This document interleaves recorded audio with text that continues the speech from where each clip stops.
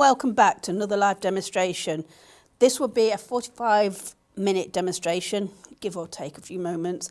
And again, we have a studio audience. So say hello, everyone. Hello. So what am I doing today? Today, I'm going to be using the SAA Oil Pastels. Now, a lot of people will have oil pastels and not know how to use them. And I had to learn and look up and discover how to use them myself. So the SAA are really creamy, really soft, and people get them mixed up with soft pastels. They're much more creamy, like a lipstick for ladies, gentlemen, I don't mind, but they're not that soft pastel. They're not dusty in any way. They're a mix of wax and a non-drying oil, as well as the pigment. And non-drying oil does mean that you have to treat these slightly differently when you're finished. There is a fixative that SAA do specifically for an oil pastel, and use that or put behind glass. So unlike an oils, which doesn't need to go behind glass because it dries, these do dry to a good level, but they may appear slightly tacky and they attract environmental elements like dust.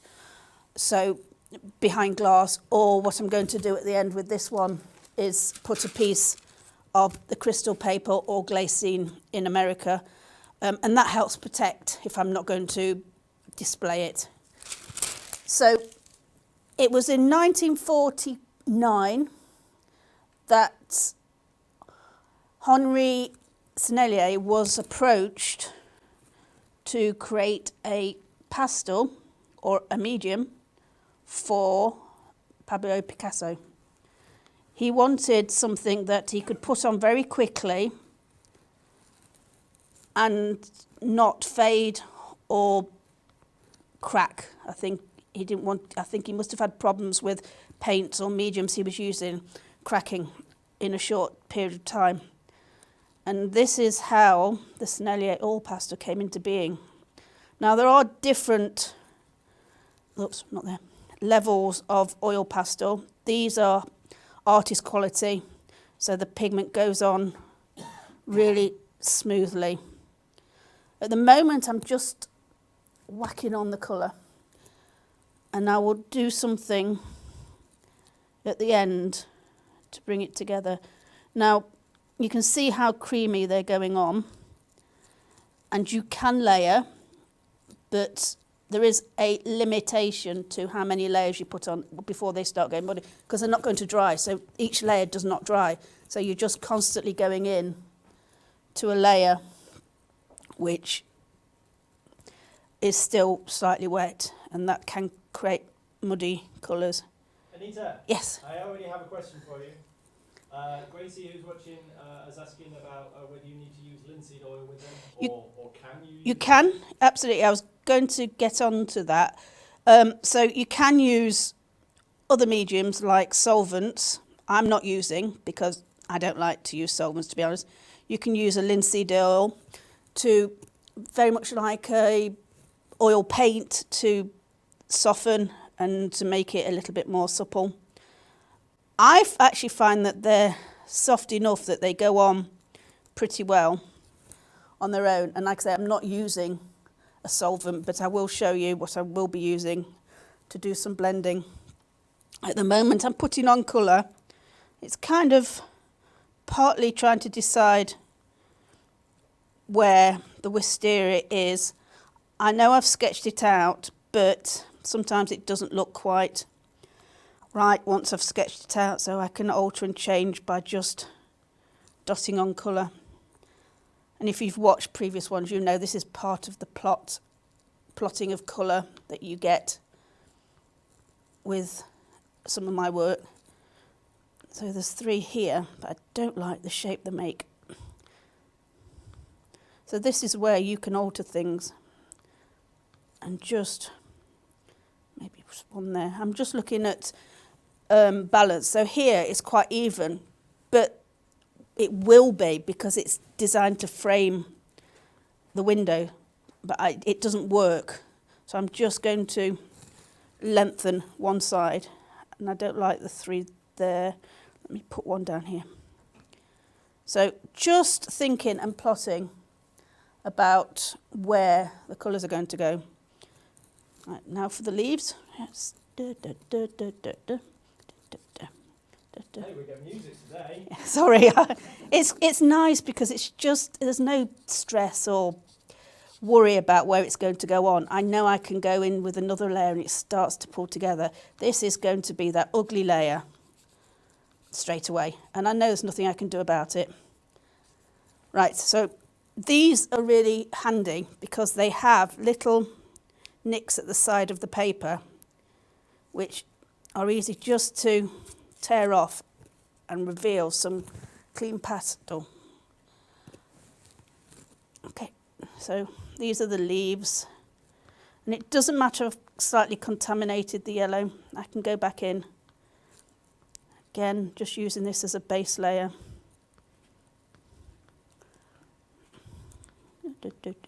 Sorry, it's nice. Like I said, it's just quite nice to not have to worry about detail at the moment. Okay. Another question. Yes. Pat's asking whether you can use oil pastels on top of an oil painting on a canvas. Now, I'm sure you can, as long as the oil is completely dry.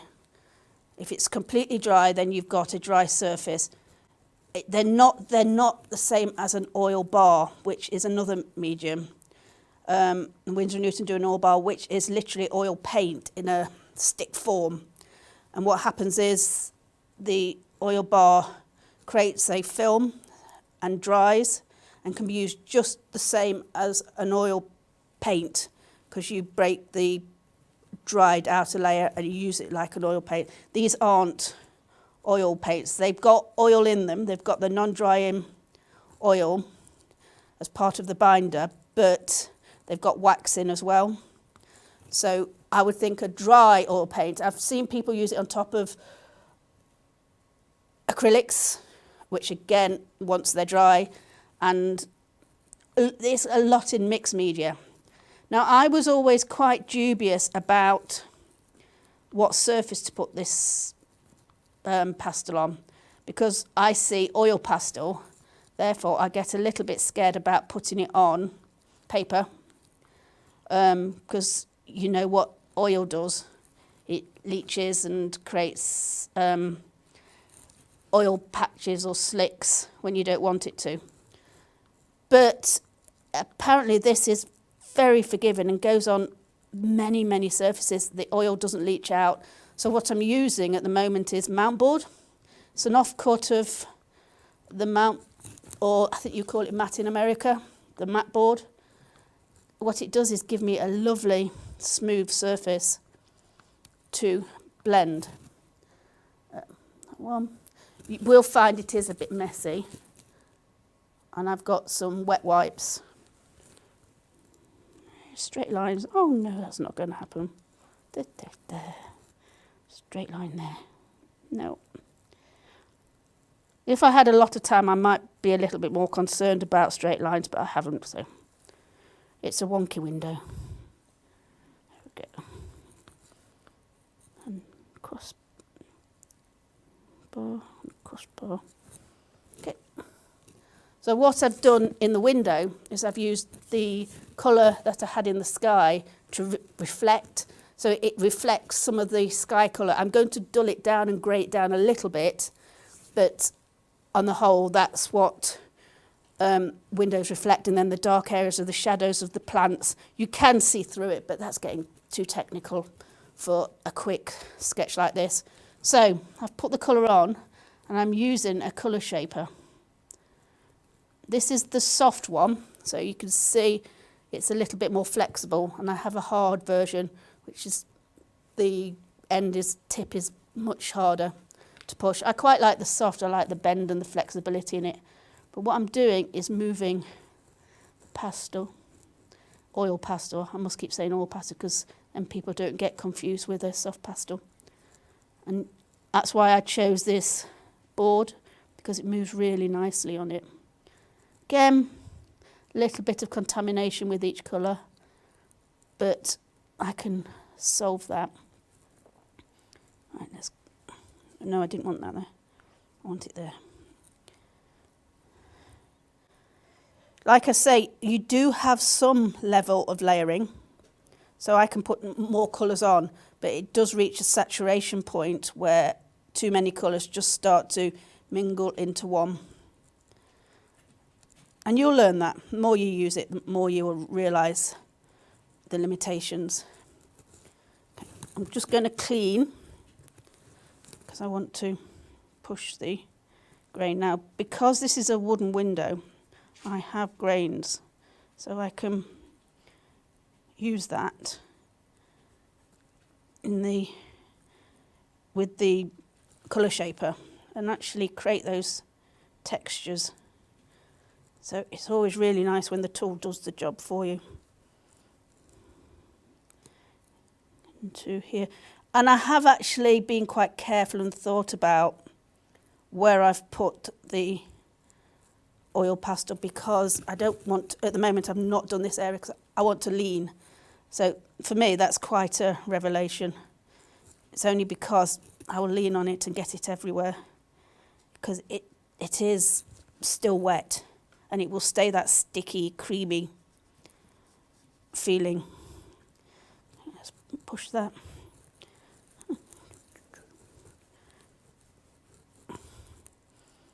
And you can start to see how things are changing. So let's go, let me do this sky. I want this as a really nice, smooth blue, one colour blue.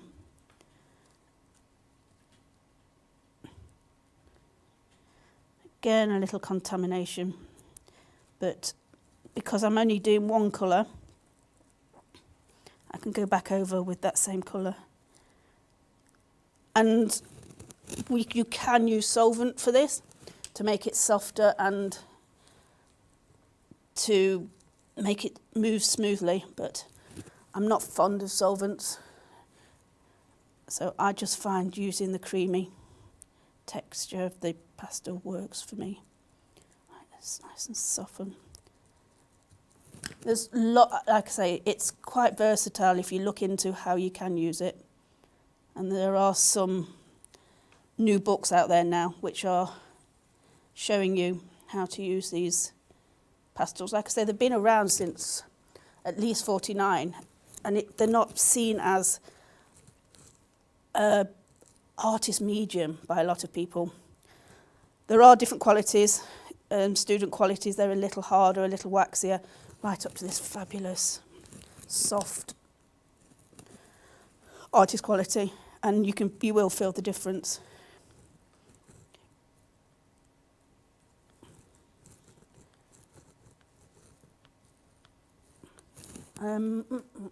Darker. Just try and bring out some of the pan tiles. I'm not going to get fine detail, not with this. It's just not going to happen. So you just need to adopt a loose style.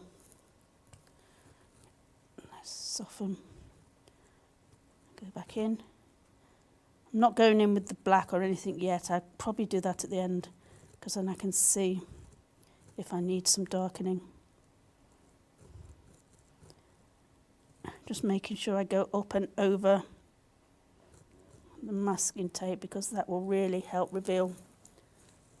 It's working okay. Reveal the whole picture. It's always great to mask off. Like I say, I can't get really fine detail, but you can see how you can layer and start to build up some values. Now under here is going to be that little bit darker because the leaves are on top and they're creating some shadow. Don't want that there. Don't know why I've got it in my head that needs to be part of the brick, because it doesn't just soften. And I find I prefer to use the dark right at the end and then just finish it with the light. It just helps to bring it together. Right, window. Don't know what colours I'm going to use. Just put colours on. What's nice is that you can accidentally pick up some colours that you've previously used on these, and that just adds that extra surprise colour. But that's just part of the quality of using these. So now just making sure I've got enough pigment on the page to be able to move it and create those grain effects that you get with the wood. What I'm going to do is I'm going to go in with the black and create the shadow, because then I can start to straighten windows. It's not bad. That's 15 minutes, sorry, from this 45 session, and I feel it's going quite well, quite quickly. Anita? Yes. Another question from Gracie. Hello, Gracie. She says she doesn't know much about oil pastels. No, lots of people don't. Do you need to use a fixative, or do you just let them dry, or will it never dry, ever? It doesn't dry, not dry so it feels completely dry. There's always a slight stickiness to it. So Sennelier do a fixative for oil pastels. So yes, that will give you a protection against the elements and stop it being so sticky. But what's important is using the right fixative for the medium, because it is quite a unique medium. So I would suggest, if you are fixing it, using the Sennelier fixative, because they've developed it alongside these to work with these. If people use another fixative and it works, that's fine. But for me, for my peace of mind, knowing that you're going to get a product that works, then the Sennelier Oil Pastel fixative is designed with this product. Other than that, I don't fix the colours. I would just usually put the glycine on it or the crystal paper and just protect it that way, because with any fixing, it can alter the colour, and I'm not prepared to risk that. And I'm not a fixer with any, even soft pastels. It's not something I like to do. So I would probably display it behind glass or use the crystal paper just to protect it and stack it that way. But yes, it doesn't dry fully. It does dry to it feels dry-ish with a bit of tack. So you can see just softening there, it starts to make it look like a glass just by blending. Another question? Yes? From Joan this time. Yep. She's asking whether you can use anything else to blend it, and she doesn't think she would enjoy working in this medium, do you? Yes, well, I'm humming away. Yes, I do, because it was a surprise. That's a lot of it was a surprise, because I had to learn and work out how to use it, and actually find it's really, you've got the mix of just whacking on the colour, and then you can start to bring out detail, and those, it's right at the end, it suddenly pings together. So yes, I like it, and I didn't know what I was going to use, what tools I was going to use to get it to move. I chose the mount board to work on because I had it lying around, to be honest, and don't want to waste it. Whereas I've seen people do it on canvas, on paper, glass, wood. It's a really versatile medium. So yes, I do enjoy using it because it's something to learn, and you're always learning about that medium as you go along, and that's always a bonus, because you can surprise yourself and just discover something new, which when you tried a lot of mediums, it is difficult sometimes to find something that surprises you and you want to really discover how it works.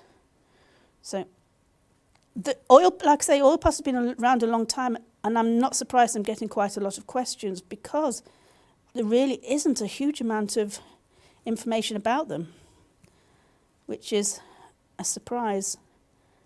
And people use them in so many different ways. Use them very blocky.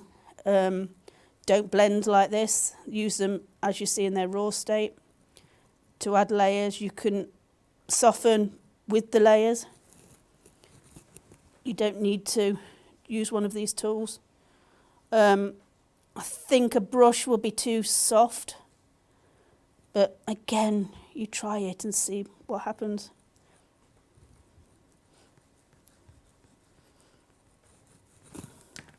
Right, let's put some more colour. Don't like that colour, it's the wrong colour, but I'll use it. Right. I was thinking of putting the lines down in pen because I knew I'd lose them under the pastel, and I wanted to make sure I saw them, but then I thought, let's just go for it, see what happens. Don't worry too much about. As long as the window's fairly square, it looks like a window. I've got highlights in the window, the glass. No one sees the original image. I'm using the image as reference, not as a piece that I have to really be a slave to. What colour is that? I don't know. You don't know the colours because it only has numbers on the side. So it's a bit of a surprise sometimes. Just try and straighten up a little bit. And I'm using now the pastel on top of to create and blend pastel on pastel rather than using the colour shapers. And you can use this to scrape into, which I'm going to do at the top here. I forgot that bit. So sgraffito, because it's going to stay wet for a while, I can scrape in and create nice textures. Now, I did ask Gary when I was doing this, is this going to be a problem because I'm going to be dotting and dashing and making a lot of noise. So I'm sorry for the scrapey noise, but it's got to be done. There you go. I won't go that way.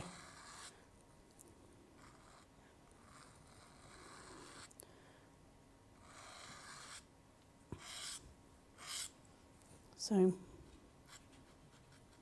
you can add texture by scraping into this. This is very smooth and it's given me these smooth textures, whereas a canvas will be, you'll feel the shape of the canvas. But you can use that. What's also nice is scraping in, you can sometimes pick up the colours that are underneath. It's just... Oh, that's horrible. But it's useful.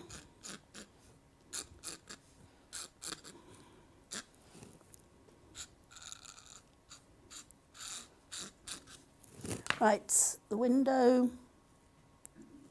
Now, there is this clear pastel that has got no pigment in. And again, it's designed to be used to help blend. I haven't found it very useful yet, but like I say, I haven't done a huge amount with this. So you can see there, I can't see it doing very much. I prefer to use white on top to soften, but I'm sure a lot of people use that quite successfully. And it's all to do with learning, discovering, finding what that medium does. Desperate to do that with my fingers. And there's no reason why I shouldn't, but I'm not going to because I'm going to get it everywhere. Oh, I can't help it. I forget what I'm doing. I say I won't do it, but just blend. Okay. I don't want to make it very solid. I just want to add a bit more texture. Window. No, let's do these. And I want blue. and I want this. Now the darker purple was actually not as dark as I thought it was compared to the one I'm using. So there's not a huge difference. But looking at that, you would think that there was. So I decided not to use that one, the darker one, and use a blue for the shadow instead. Because mixed with the purple, it gives me that darker. Just need to decontaminate. Oh no, I put the wrong bulb back. That's why it wasn't working. So you can see it actually doesn't show. So here you go, blue, that's better.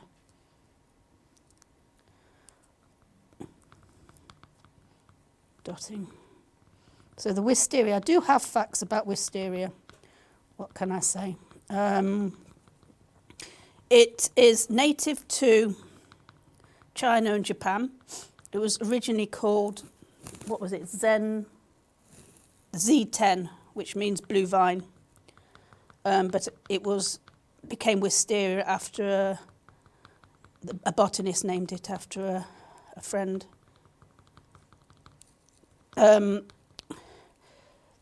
It lives to about 50 to 100 years in the wild.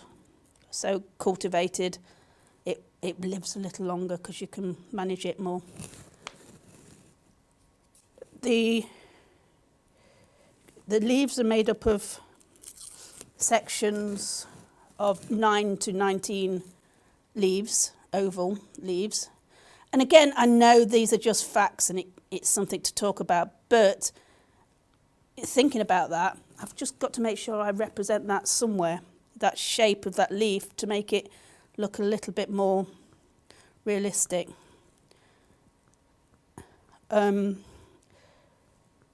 The leaves are used in winemaking some places, and they can be eaten, but the seeds are poisonous. And I think I need one there.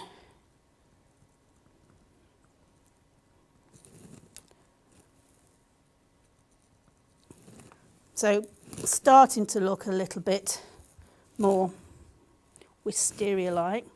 This is when you can use the white. That really just adds that lovely blue-purple colour that you get to recognise it as a Wisteria. And I'm using a different technique. I'm just dotting it on to create the little flowers. And I can put more shape because it's a little bit rounder than I've got. I think I did read that they grow from the top downwards, so the flowers open from the top down. I've got this oil pastel all over me. Well, you're usually so clean and tidy. I know. Like I say, going round the shop with yellow streak of paint, which nobody mentioned, it's fun. Today. Is that today? No, not today. I've probably got glitter today because that's what's been used. Okay. And I can go back in. I can go back to that. Wet wipes are really useful to use. They help clean your hands. Right, I want a darker green to now start to bring a little bit more value. And it may not be a green I use, to be honest. I'll try. But it's not giving me enough colour. I'm going to go for that blue because blue and yellow make a green. Might be a bit strong. So let's try a different blue.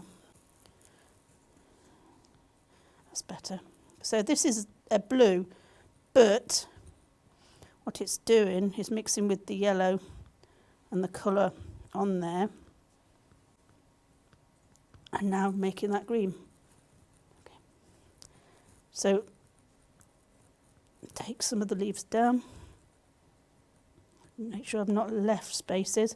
What I don't want to do is lose all of this yellow because that will just helps me create some light.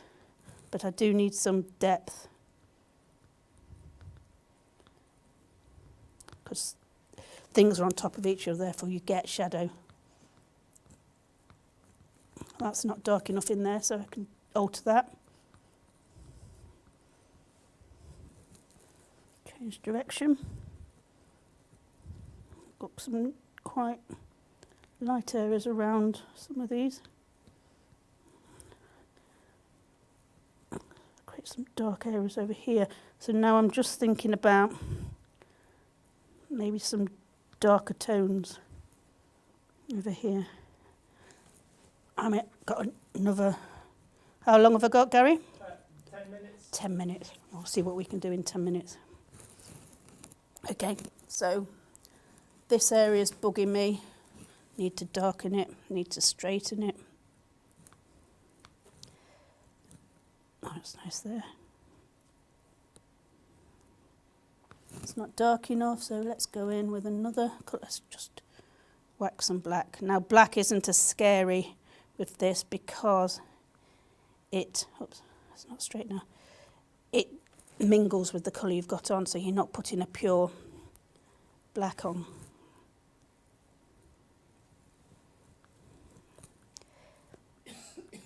Just see how just sometimes a touch, and I'm not going to blend this, I'm just going to keep that.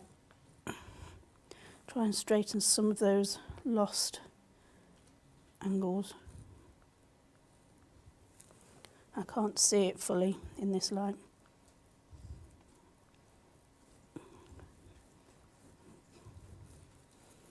Okay. Right, what am I doing over here? I'm going to go dotting and just put some colour on.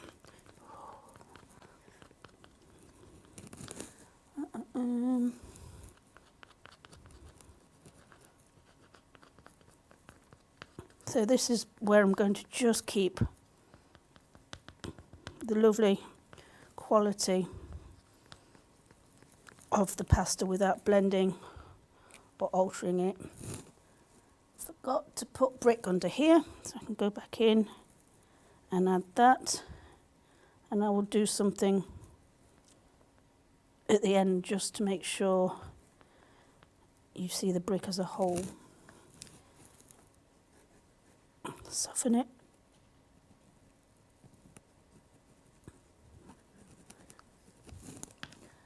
A little bit of ochre.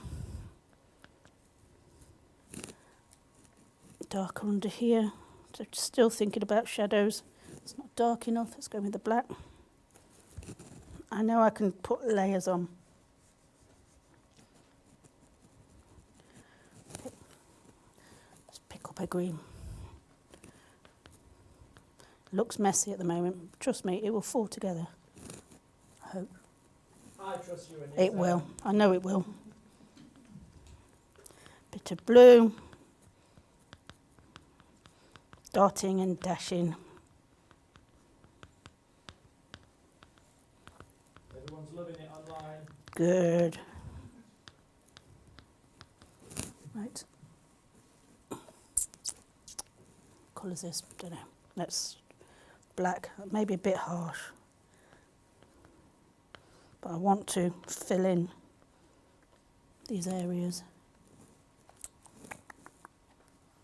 I had this all set out about 5 times because I kept doing it and moving all the colours, and now they're all over the place. So I'm going to spend the next half hour putting them back in the same place. So then I know which ones are missing. Okay. Let's try a lighter colour. No, let's put some yellow on. Nope, don't want that yet. I want this. What's difficult is now to be able to fill in that white holes and get this to look less random. I mean less even. Just dotting and dashing. Okay. So what I'm going to do, dark enough.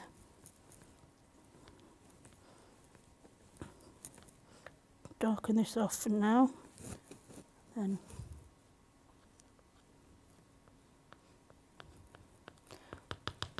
this is where I'm going to dot. You can just dot the yellow on. Because in the picture it's got a spiky bush with lots of little yellow flowers on. Let's go for a lighter yellow just so I can have some different colours.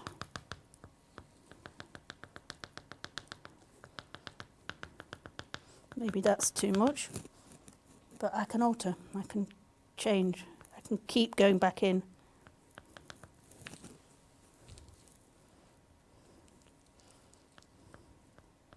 So just letting the colour drop on. Right, if I've got time I can continue to work on these areas. How long have I got? 5 minutes. Oh, great. That means I've got lots. I can do some more playing and straightening because that's not straight. And here's gone down, I've lost. And sometimes it's just a small touch that can just alter what you're seeing.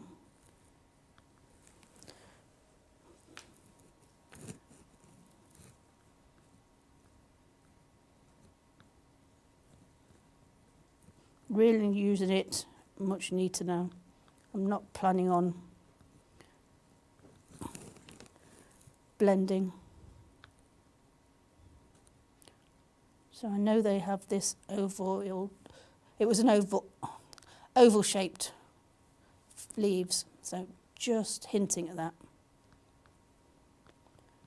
This is the danger at this stage of doing too much.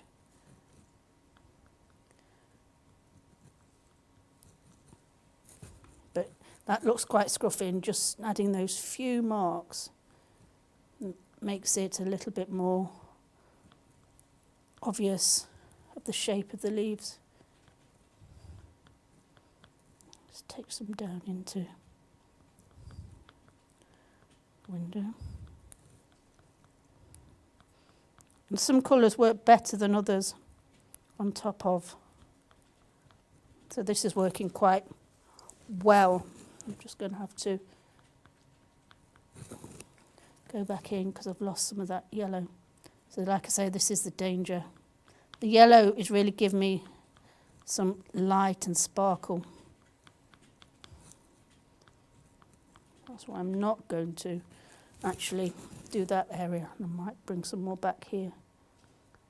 And just something slightly altering here, adding that yellow, and maybe over here will make a difference. It just suddenly allows the eye to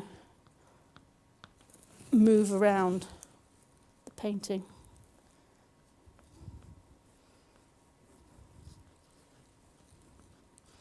I think that's probably getting there. Put some dark.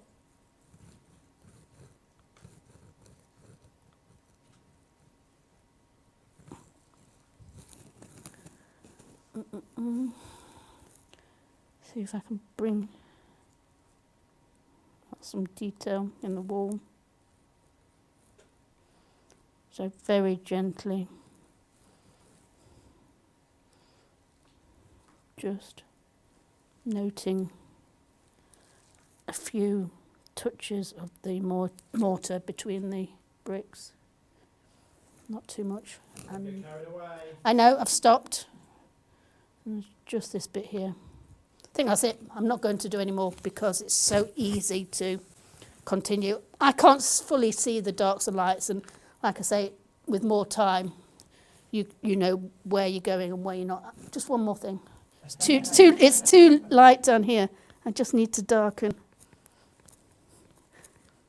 just to balance, and it can be just a few strokes. Okay, I'm done now. So to go over what I've just used is I've used the SAA Oil Pastels, which are artist quality, really lovely, creamy. wax, pigment and a non-drying oil, so they will stay tacky and never really fully dry. They'll dry to a level that they may still have a bit of tack on them. So I'm going to, when it dries a little bit, and then I can use crystal paper or glacine over the painting to store it behind glass, or the SAA oil pastel fixative, which is designed to set and fix an oil pastel. You're going to take tape off? Yes, I'm going to take tape off, and I was just going to say, I think that's a hint to carry on, hurry up. Using matte board. So matte board, the stuff you put round a picture. These are all the offcuts, the bits in the middle. Oh, dirty fingers. Oh. Can't do it without contaminating it all. It comes off really nice and cleanly, apart from my grubby fingers. And just by putting the masking tape around, gives it that lovely clean finish.